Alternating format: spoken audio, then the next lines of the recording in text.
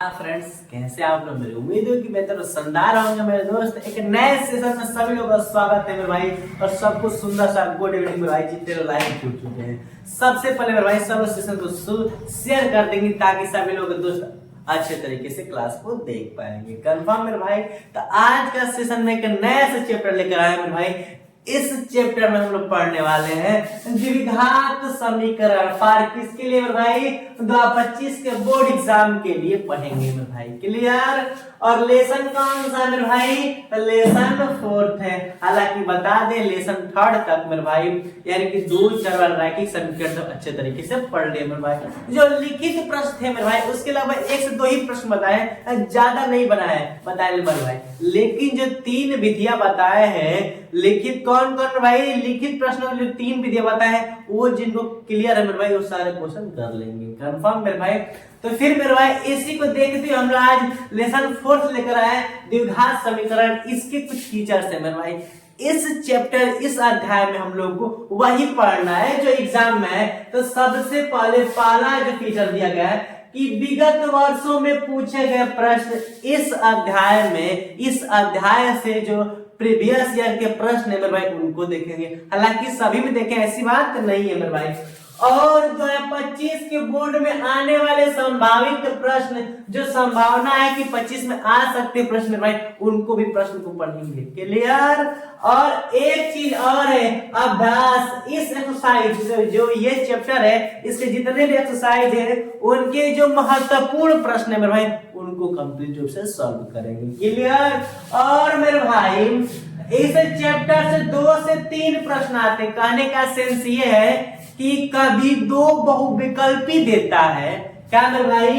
कभी 2 बहुविकल्पी तो कभी एक लिखित प्रश्न कर देगा, कभी एक बहुविकल्पी एक लिखित। इसीलिए कभी वेटेज 2 रहा है, कभी वेटेज 3 रहा है। कंफर्म? और ये आपका मेरे भाई बहुविकल्पी में एक प्रश्न 1 नंबर का होता है, हालांकि लिखित में मेरे भाई 4 नंबर का होता है। ये भी मेरे भाई प्रीवियस के चैप्टर की तरह, आई मीन 2-4 वाले रैखिक समीकरण जो चैप्टर है उसी की तरह ये भी हम लोग का 5 नंबर लेकर बैठा है। और इससे हम लोग को जरूर छीनना है मेरे भाई। तो हम लोग छीन कर लेंगे, इसे लेकर ही रहेंगे मेरे भाई। हम लोग का 5 नंबर लेकर बैठा है। क्लियर? ये चीज आपको जानना जरूरी है कि हाँ इस अध्याय में क्या पढ़ेंगे मेरे भाई। वही चीज पढ़ेंगे जो एग्जाम से रिलेटेड है, एग्जाम को ओरिएंटेड है। एक्स्ट्रा कुछ नहीं पढ़ेंगे।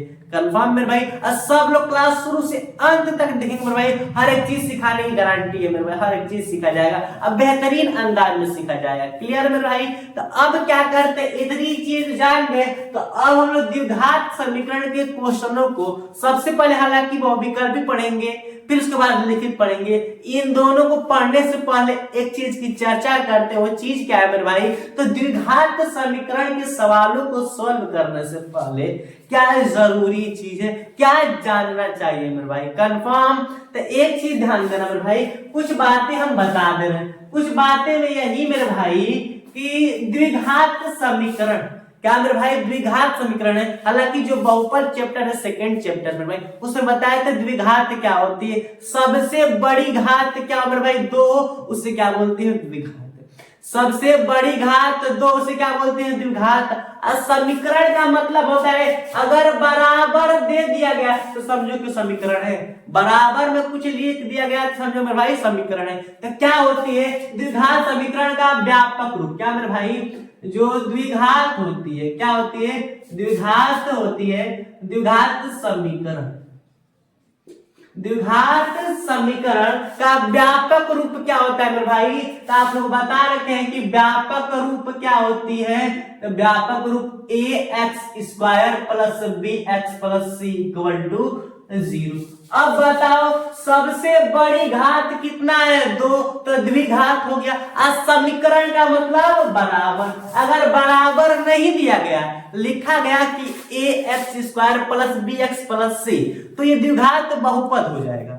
अगर बराबर दे दिया गया है तो समीकरण हो गया। ये जानकारी के लिए बता दें, हालांकि एग्जाम में से कोई मतलब नहीं है। कंफर्म मेरे भाई? और इसमें भी मेरे भाई 2 चीजों को पता होनी चाहिए। एक होगा सीधा 4 आई मीन द्विघाती सूत्र पता होना चाहिए, विविक्तर पता होना चाहिए, ज्यादा कुछ नहीं, इन तीनों का खेल होता है। किसका मेरे भाई? तो आप लोगों को पता है मेरे भाई द्विघाती सूत्र क्या होता है, द्विघाती सूत्र बता रखे हैं, सब लोग कमेंट में लिखेंगे मेरे भाई, सब लोग कमेंट करेंगे क्या है, किनको किनको पता है, किसको किसको नहीं पता, हल्के एकदम अच्छे तरीके से बताया है इस चीज को। क्लियर? कमेंट में करेंगे मेरे भाई द्विघाती सूत्र बता रखे आप लोगों को, minus B plus minus root में B square minus 4ac upon 2a।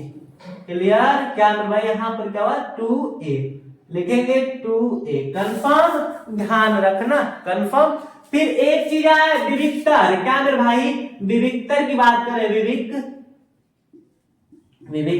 Clear? तो विविक्तर क्या होता है मेरे भाई, यानी कि विविक्तर का मतलब डी से डिनोट करते हैं, तो डी इक्वल टू क्या होता है बी स्क्वायर माइनस 4ac। क्या होता है बी स्क्वायर, इसको क्या हुआ थोड़ा लो चल रहा है मेरे भाई, क्या बी स्क्वायर ना वाटर, बी स्क्वायर, इसको भी ठंडी लग गई है, ठंड बढ़ गई है, सब लोग सेफ्टी का ध्यान रखो, एकदम 5-5 पैक रखो। क्लियर? ठंडी लगी, इसको विविक्तर यानी कि D equal to B square minus 4ac होते हैं। क्लियर? तो ये चीज जानकारी है मेरे, हालांकि और भी चीजें कंफर्म, इतनी चीजें कंफर्म में ध्यान रखना। और बता रखे हैं मेरे भाई कि मूल कब ज्ञात करते हैं, मूल ज्ञात करने के लिए किसका प्रयोग करते हैं, तो विविक्तर का ही प्रयोग करते हैं। किसको ज्ञात करने के लिए? मूल ज्ञात करने के लिए क्या करते हैं मेरे भाई, विविक्तर करते हैं। और पता है कि जब हम लोग को खंड ज्ञात करना हो तो हम लोग को पता है, यानी कि जब मूल ज्ञात कर दो तरह से ज्ञात कर सकते हैं, एक तो विविक्तर भी लगाते हैं और एक तो हम लोग द्विघाती सूत्र और गुणनखंड भी कर सकते हैं। क्लियर? इतनी चीज ध्यान रखना। व्यापक द्विघात समीकरण में मेरे भाई सबसे हाईएस्ट पावर तो होती है, ध्यान रखना। कभी कभी ऐसे ही प्रश्न आ जाता है कि कौन द्विघात है, द्विघात समीकरण है। द्विघात समीकरण वही होगा कि बराबर में तो कुछ भी मतलब नहीं है, लेकिन सबसे बड़ी घात क्या होनी चाहिए, 2 होनी चाहिए। जैसे लिख देगा मेरे भाई, क्या एग्जाम्पल के थ्रू बात करें, एग्जाम्पल के थ्रू दिए कि 9x square plus 5x plus 2 equal to 0 क्या द्विघात समीकरण है, तो कहना कि हाँ। क्यों? कि सबसे बड़ी घात 2 है तो क्या हो जाएगा द्विघात समीकरण। कोई डाउट मेरे भाई नहीं ना? तो मुझे उम्मीद होगी कि कोई डाउट नहीं होगा। और एक एग्जाम्पल और दिखा दे आप लोगों को, लिखे 3x square plus 5x cube plus 4x, बस इतना ही, 4x कहां से आ गया प्लस 2, ठीक है, इक्वल टू 0। यहाँ पर इक्वल टू क्या हो गया 0। अगर ये कोई पूछे कि गुरुजी ये क्या है, तो क्या बताओगे मेरे भाई, इसको हम लोग द्विघात बोल सकते हैं? नहीं, इसको क्या बोलेंगे, त्रिघात बोलेंगे। सबसे बड़ी घात 3 हो तो त्रिघात बोलते हैं, हालांकि त्रिघात से कोई संबंध है नहीं, क्योंकि हम लोग पढ़ रहे द्विघात समीकरण। तो सबसे बड़ी घात 2 हो तो द्विघात, सबसे बड़ी घात 2 नहीं हो तो वो हम लोग का त्रिघात होगी, कोई भी हो उससे कोई दिक्कत नहीं है। तो इसलिए द्विघात ये होगा कि ये होगा, तो पहला वाला होगा मेरे भाई, कंफर्म। ये चीज ध्यान रखना। हालांकि और भी इसमें चीजें है मेरे भाई, तो इतनी चीजें क्लियर हो गई कि नहीं, ये क्लियर नहीं दिख रहा है, तब मेरे भाई बी स्क्वायर माइनस 4ac, अब इसको भी लग रहा है कि ठंडी भग गई अब इसकी, तो अच्छे से चलने लगी। क्लियर? तो विविक्तर डी, यानी कि इसी को मेरे भाई D equal to B square minus 4ac को विविक्तर बोलते हैं। क्लियर? ये द्विघाती सदाचार का सूत्र बोलते हैं, इसको ध्यान रखना, व्यापक रूपी है, कंफर्म। इतनी चीजें फिक्स है मेरे भाई, तो फिर क्या करते हैं, अब आगे की बात करते हैं। तो चलिए मेरे भाई अब आगे देखते हैं। तो अब मेरे भाई उतनी चीज तो हम लोग फिक्स कर लिए थे, अब आगे की चीजें ये थी कि जैसे मूल ज्ञात करना हो मेरे भाई, तो अभी बताए थे कि मूल ज्ञात 2 विधि से कर सकते हैं। कौन कौन सी विधि? तो एक गुणनखंड विधि, दूसरा द्विघाती सूत्र द्वारा मेरे भाई, कंफर्म। जैसे एग्जांपल में x square plus 9x plus 6 equal to 0 है, और इसको करना मेरे भाई तो सीधा 4 है, द्विघाती सूत्र से भी कर सकते हैं और गुणनखंड विधि से भी कर सकते हैं। हालांकि जिस विधि से आए उस विधि से कर सकते हैं, कोई बाउंडेशन कोई दिक्कत नहीं, आंसर सेम ही आएगा। क्लियर? तो मुझे उम्मीद है कि ये तो लग रहा है कि गुणनखंड विधि बहुत आसान होगी। हालांकि जब द्विघाती सूत्र है मेरे भाई, द्विघात समीकरण चैप्टर है, तो द्विघाती से करना काफी लाभदायक होगा, एग्जामिनर के लिए बेटर होगा। कंफर्म। और बात करें मेरे भाई मेन फैक्ट, तो d equal to B square minus 4ac को क्या बोलते हैं, विविक्तर बोलते हैं। अभी बात बताए कि नहीं, तो इसमें कुछ महत्वपूर्ण बातें होती है। महत्वपूर्ण बात ये कि विविक्तर का मान क्या मेरे भाई होता है ना कि B square minus 4ac equal to 0। Confirm. B square minus 4ac equal to 0, इतना को हम लोग क्या बोलते हैं, डी बोलते हैं कि नहीं। तो ध्यान रखना, जब d का मान क्या हो, d का मान 0 के बराबर हो या d से क्या हो, d का मान 0 से कम हो। कंफर्म। समझ में कि नहीं। यानी कि ध्यान रखना, ये चीज जो d हो, देखो ध्यान से, d हो 0 के बराबर, ध्यान रखना बड़ा या बराबर d ऐसे होनी चाहिए।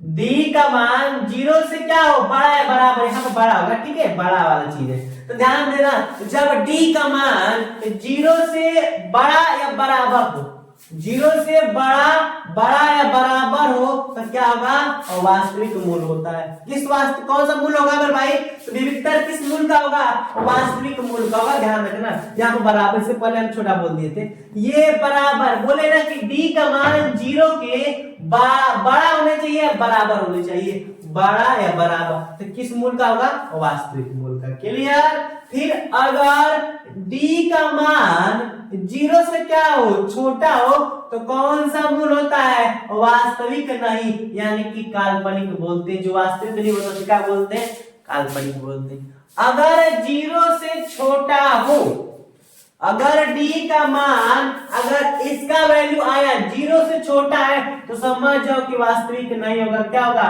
काल्पनिक होगा। बातें समझ में आ रही है। 0 से बड़ा या बराबर होगा तो वास्तविक मूल होगी, अगर 0 से क्या होगा, छोटा होगा तो वास्तविक नहीं है। 0 से बड़ा बराबर तो वास्तविक, और 0 से छोटा तो काल्पनिक, यानी कि वास्तविक नहीं। ध्यान रखना, ध्यान रखना मेरे भाई, यही बात है। और एक चीज, केवल 0 से बड़ा होगी तो वास्तविक और असमान होगा। मेरे भाई यहाँ से प्रश्न आया है, इसलिए इसको हम बताने के लिए बहुत लाभदायक मान रहे हैं कि लाभदायक चीज है, ये बहुत जरूरी चीज है मेरे भाई। ऐसे एग्जाम प्रश्न पूछा गया प्रीवियस ईयर के 2024 में ही मेरे भाई। कंफर्म। क्योंकि आप लोग डेली बताते हैं कि आप लोग जो क्लास तैयार होती है भाई, ऐसे क्लास तैयार नहीं होती। इस क्लास के पीछे मेरे घंटों का मेहनत होता है कि प्रीवियस ईयर के पेपर में कहां से प्रश्न आया और किस लेवल का प्रश्न आया मेरे भाई, उसी लेवल से सवाल लाते हैं। यहाँ पर किसी भी तरह का ऐसा वैसा प्रश्न नहीं लाते हैं मेरे भाई। नॉर्मल ये क्यों ना हो, लेकिन प्रीवियस ईयर का प्रश्न हो, ताकि आप लोग को लगे कि हाँ प्रश्न यहीं से आ रहा है और हम लोग को कितना पढ़ना है और किस तरह से पढ़ना है, ये चीज आप लोग को कंफर्म हो जाएगा। कंफर्म मेरे भाई। तो अब ध्यान रखना कि 0 का जो मान है d से क्या हो जाएगा, छोटा, समझ कि नहीं, यानी कि 0 का मान d से बड़ा, छोटा वाला यहाँ पर था ना, छोटा यहाँ पर, तो छोटा वाला वास्तविक नहीं होगा। अगर 0 का मान क्या होगा, d से छोटा, ध्यान रखना, यानी सिंपल सी बात है कि 0 क्या हो, 0 से बड़ा जब d हो जाएगा, तो 0 से बड़ा जब d हो जाएगा तो वास्तविक और असमान हो जाएगा। और जब d और 0 दोनों बराबर हो जाएंगे, तो कहने का मतलब विविक्तर का मान भी 0 और ये भी 0, तो किस प्रकृति का होगा, तो वास्तविक और समान। इसी को बोलते हैं संपाती। क्या बोलते हैं, संपाती, आमिर खुरपाती। समझ गए। एक बार दोहरा दे रहे हैं, d और 0 बराबर हो और 0 से बड़ा जब d हो, यानी कि जब विविक्तर 0 के बराबर या बड़ा हो तो वास्तविक होता है। क्लियर। फिर जब d का होगा 0 से क्या हो जाएगा, छोटा हो जाएगा, यानी कि माइनस में आ जाएगा। जब विविक्तर 0 से छोटा होगा तो वास्तविक नहीं होगा, बोले तो काल्पनिक होगा, यानी कि वही चीज है। फिर अगर विविक्तर 0 से बड़ा आ गया तो वास्तविक और असमान होगा। अगर विविक्तर 0 के बराबर, यानी कि 0 इक्वल टू 0 हो गया, तो फिर वास्तविक और समान प्रकृति का होगा, जिसको समपाती बोलते हैं। क्लियर मेरे भाई?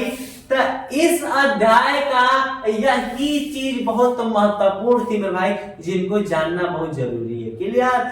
इस चीज को जानेंगे मेरे भाई तो फिर इस चैप्टर को सवालों करने में बहुत आसानी होगी, कोई दिक्कत नहीं होगी मेरे भाई। कंफर्म? तो इतनी चीजें फिक्स है कि नहीं? फिक्स है ना मेरे भाई? सबको तो समझ में आ गया ना मेरे भाई? कोई डाउट तो नहीं होगा? मुझे उम्मीद है कि किसी भाई को इसमें डाउट तो होगा ही नहीं। क्लियर? तो अब मेरे भाई थोड़ा प्रीवियस ईयर के प्रश्नों में चलते हैं, जो विगत वर्षों में पूछे गए प्रश्न, उनको थोड़ा देखते हैं कि किस किस लेवल के प्रश्न पूछा गया। तो चलिए उनको देखते हैं। तो अब क्वेश्चन नंबर 5 देखते हैं कि फर्स्ट क्या है मेरे भाई। ये किसके प्रश्न है? तो प्रीवियस ईयर के प्रश्न है, जो पहले पूछा गया है मेरे भाई। जैसे कि एक एग्जांपल, एक क्वेश्चन लेकर आए हैं जो 2024 में पूछा गया प्रश्न। क्या कह रहा है कि लिखा है कि यदि 1/x² - 2 = 1/7 तो x का मान होगा। अब तो सोच रहा हूं कि मेरे भाई इसमें विविक्तर लगा कि सिद्धाचार्य लगा है। बात तो यही नहीं, क्योंकि दो ही सूत्र बताए, एक्स्ट्रा तो बताए नहीं है। तो कुछ नहीं मेरे भाई, कंसेप्ट लगाओ क्या है। तो इसको यहाँ से सॉल्व कर रहे हैं मेरे भाई। तो ध्यान रखना 1/x² - 2 = 1/7। इसका मल्टीप्लाई इसमें और इसका मल्टीप्लाई इसमें, तो क्या होगा 7 = x² - 2, और इसको इधर भेज देंगे। 1 मिनट, सबसे बड़ी घात 2 तो कौन सा समीकरण है? तो द्विघात समीकरण। क्लियर? संख्या को इधर भेजेंगे तो 7 - 2 आ जाएगा +2 = x²। 7 × 2 = 9 = x², और ये इधर आएगा तो संख्या रूट में हो जाएगी x, और x कितना हो जाएगा? जब ये रूट से बाहर निकलेगा तो ±3, क्योंकि जब भी कोई संख्या रूट से बाहर निकलती है तो प्लस माइनस नहीं होती है। क्लियर? तो x का वैल्यू कितना आया है? 3 आया है, ±3। तो ऑप्शन कौन सा मारेंगे? थर्ड मारेंगे। कंफर्म मेरे भाई? बातें आई समझ में कि क्या किया है क्वेश्चन में? तो चलिए क्वेश्चन नंबर अब हम लोग सेकंड से शुरू करते हैं। अब मेरे भाई क्वेश्चन नंबर अगला जो है वो देखते हैं क्या है कि लिखा है क्वेश्चन कि यदि द्विघात समीकरण, कौन सा समीकरण है? द्विघात समीकरण 3x² - 12x + m = 0 का मूल के बराबर है तो m का मान होगा। ये भी प्रीवियस ईयर का ही प्रश्न है मेरे भाई। तो ये चीज दिख रहा है कि यहाँ प्रश्न किस लेवल से पूछ रहे हैं मेरे भाई। हालांकि अभी क्वेश्चन बहुत पढ़ेंगे हम लोग। तो सबसे पहले क्या दे रखा है? 3x² - 12x + m = 0। अब मान किसका पूछ रहा है? m का। तो कौन सा लगाएंगे? मूल बराबर है, मूल पूछा है कि नहीं? तब बहुत लोग विविक्तर गुणनखंड करेंगे, हम लोग कुछ नहीं करेंगे भाई, हम लोग विविक्तर लगा देंगे। क्या लगाएंगे? विविक्तर लगाएंगे, यानी कि b² - 4ac = 0। कंफर्म? तो हम लोग का ये मान हो गया a का, ये हो गया b का, और ये हुआ c का। तो अब बताइए b² यानी कि ये -12 का स्क्वायर। क्लियर? -4 * a का वैल्यू 3 और c का वैल्यू m = 0। 12 का स्क्वायर -12 का हो जाएगा 144, प्लस में 4 × 12 -12, और m हो जाएगा = 0। इसको इधर भेजेंगे मेरे भाई तो -12m = प्लस जो वाला है 44, -44 बदल जाएगा 144 में। क्लियर? बातें आई समझ में? माइनस से माइनस कैंसिल, और 12 से 12 बार में m = 12 बार में कट जाएगा 144। तो कौन सा ऑप्शन दिख रहा है? ऑप्शन नंबर 4 मेरे भाई। कंफर्म? कोई डाउट तो नहीं होगी मेरे भाई। और इस क्लास को यहीं तक रखते हैं मेरे भाई, और कल की क्लास में वैसे प्रश्न पढ़ेंगे, कुछ प्रीवियस ईयर की भी रहेंगे और कुछ 2025 के बोर्ड में संभावित प्रश्न जो होंगे जो आने वाले हैं वैसे पढ़ेंगे। क्लियर? हालांकि इसके भी लगभग 3 से 4 क्लास ही भी मेरे भाई इसको पूरा कंप्लीट रूप से सॉल्व कर देंगे और खत्म कर देंगे मेरे भाई, क्योंकि हम लोग को चीजों कॉन्सेप्ट को एकदम आराम से और अच्छे तरीके से सीखते हुए पढ़ना है। हम लोग के पास ज्यादा समय भी नहीं है मेरे भाई, कहते हैं ना समय के पास उतना समय नहीं है कि दोबारा समय। क्लियर? तो बात वही है मेरे भाई। तो इस चीज को, इस सेशन को याद कर रखते हैं मेरे भाई। जितने लोग लाइव जुड़ चुके हैं सेशन को लाइक कर देंगे और शेयर कर देंगे मेरे भाई, कंफर्म। फिर मिलते हैं नेक्स्ट क्लास में। Thanks for watching. जय हिंद।